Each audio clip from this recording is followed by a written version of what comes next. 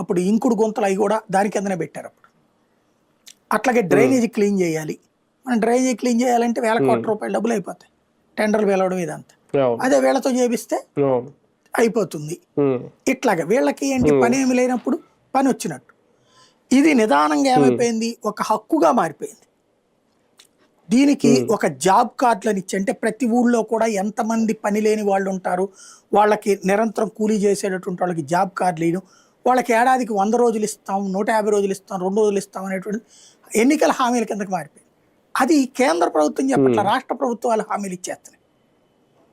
అలాగా వీళ్ళందరూ కూడా జాగ్రత్తగా నిదానంగా ఏం చేసినాయి, రాష్ట్ర ప్రభుత్వాలు ఈ పంచాయతీలు వీటిట్లో మన జేబులో డబ్బులు, అంటే పంచాయతీ 40 రూపాయలు డబ్బులు పెట్టుకుంటే 60 రూపాయలు రాష్ట్ర ప్రభుత్వం ఖర్చు పెట్టాలి ఇదివరకు, ఏదైనా రోడ్డు వేయాలన్నా కాలువ కట్టాలన్నా ఇట్లాంటి.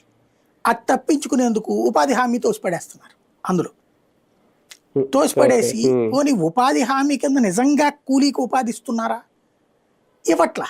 మొదట్లో కూలీలకు ఇచ్చారు, బాగుండేది, మేమే వెళ్ళి కవర్ చేసాం సిటీ కేబుల్లో ఉన్నప్పుడు. తర్వాత తేజాలో రిపోర్టర్గా పనిచేసిన రోజులు కూడా నేనే వెళ్ళి కవర్ చేశాను.